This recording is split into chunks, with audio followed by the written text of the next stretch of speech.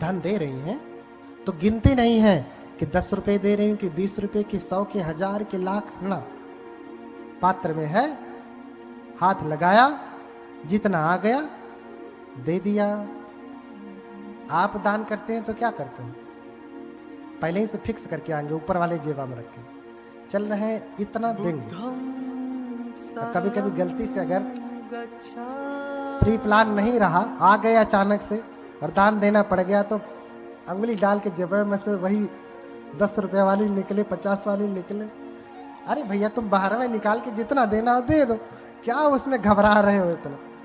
नहीं देना तो मत दो, कोई आपसे जबरदस्ती तो वसूल नहीं करा। लेकिन मन, ये ऊपर वाला कैसा है आपका? हाँ, देते समय त्याग की भावना होनी चाहिए। दान क्या है? त्याग है। परित्याग लक्षणा दान पारमी। भले प्रकार के त्याग की भावना ही दान है। आपने वस्तु दे दिया, मन पकड़ा, अरे 1000 दे दिया, रहा होता तो लड़के का फीस दे दिया होता, बर्बाद हो गया। मन से पकड़ा है, धन चला गया, मन पकड़ा है। इसलिए कहा कि परित्याग, भली प्रकार से त्याग करना है। हाथ से ही नहीं त्यागना है, मन से भी त्याग। जब दे दिया तो दे दिया, और नहीं देना चाह रहे तो भैया रखो, इतना घबराओ मत।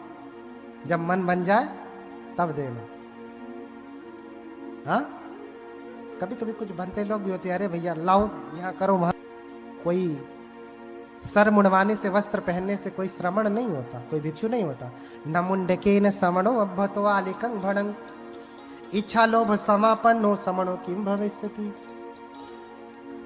हाँ? सर मुंडवाने से कोई बनते नहीं होता, भिक्षु नहीं होता।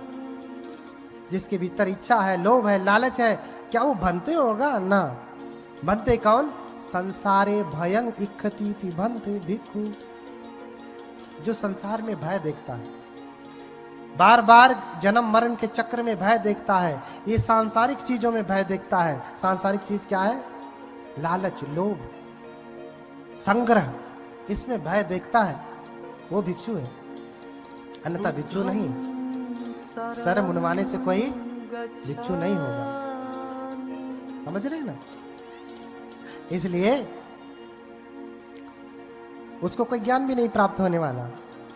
कबीरदास भी इसी बात को बार बार कहते हो, मूड मुड़ाए हरि मिले तो सब कोई ले ही मुड़ाए। कपड़ा पहनने से, सर मुड़ाने से कोई भंते हो जाए और उसे बुद्धत्व प्राप्त हो जाए, निर्वाण हो जाए, तो हर कोई नहीं मुड़ा लेगा। मूड मुड़ाए हरि मिले तो सब कोई ले ही मुड़ाए। और बार बार के मुड़ते भेड़ न बैकुंठ जाए। अच्छा, भेड़ का तो बार बार मुंडन होता है ना, बैकुंठ गया, स्वर्ग गया? नहीं। भेड़ बैकुंठ जाती है? नहीं। तो सर मुड़वाने से, ऐसा पहन लेने से कोई भिक्षु नहीं होता। तो भैया जितना देना है उतना दीजिए। अब भंते लोगों की गड़बड़ी है, उनके गुरु का पता नहीं, किसी का कुछ पता नहीं, शिक्षा दीक्षा का पता नहीं, शील विनय का पता नहीं, तो वो मांगने आ जाते हैं। मांगने वाला कोई भिक्षु नहीं होता है। मांगने वाला कोई भिक्षु नहीं होता। न सो भिक्षु होती यावता भिक्षते पर। मांगने से, भिक्षा मांगने से कोई भिक्षु होता है? कतई नहीं हो सकता है।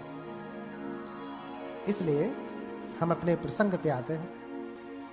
समय रहा तो और व्याख्या होगी। बोलिए भगवान बुद्ध की।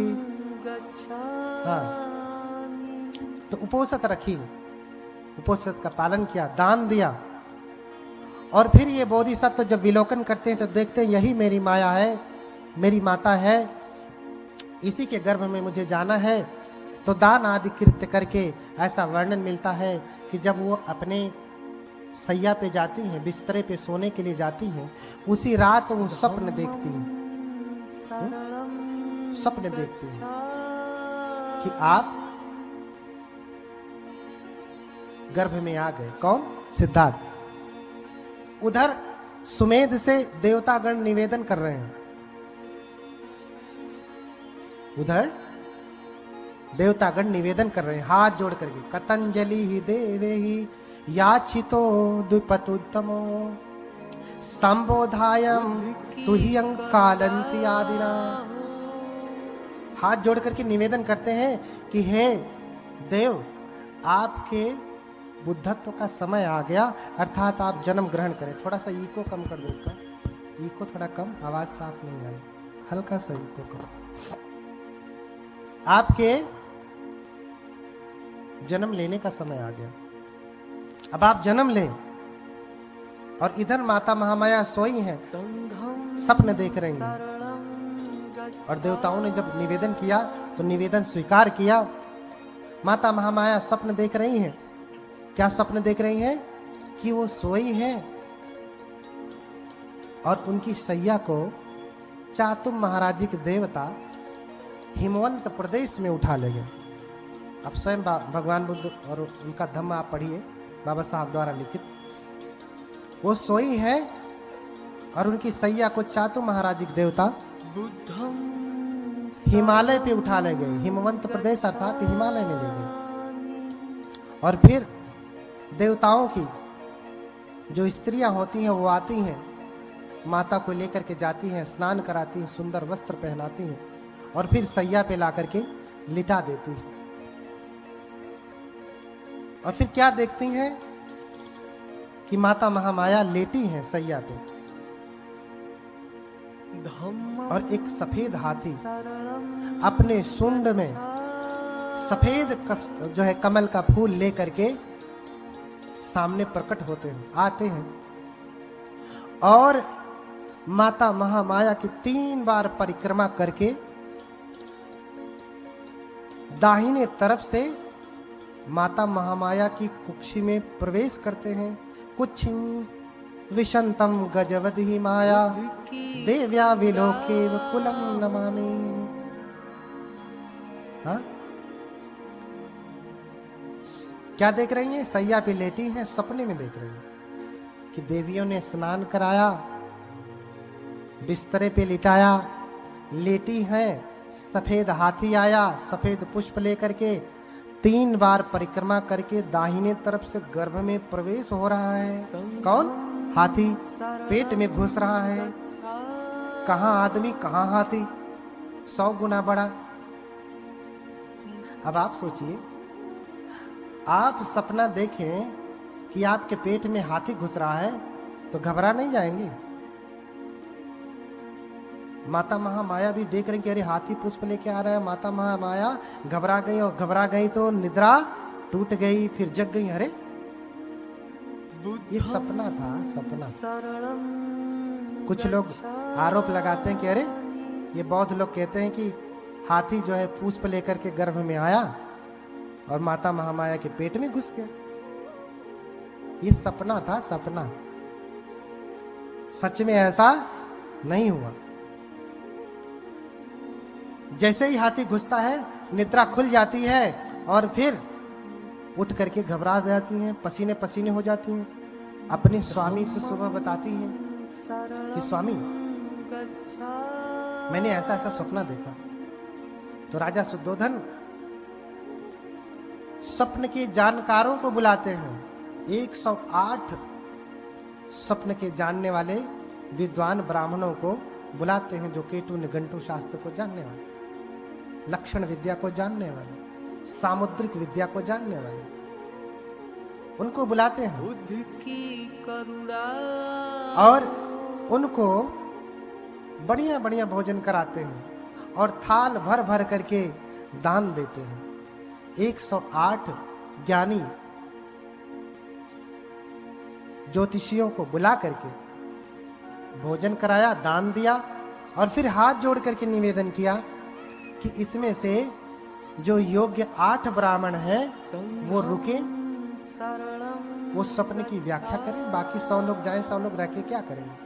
व्याख्या तो 8 लोग ज्ञानी लोग कर लेंगे। तो 100 लोग चले जाते हैं, 8 लोग रुकते हैं।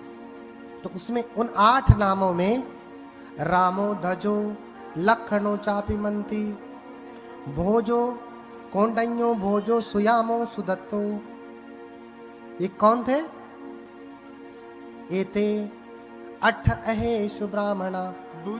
उस समय यही 8 ज्योतिष को जानने वाले ब्राह्मण थे जो स्वप्न की व्याख्या कर सकते थे। रामो धजो लखन मंते कौंडिन्य भोज सुयाम सुदत्त, ये 8 ब्राह्मण। और इन सब में सबसे छोटे हैं कौंडिन्य, कौंडिन्य, कौंडिन्य सबसे छोटे हैं। सभी ब्राह्मणों ने, 7 ब्राह्मणों ने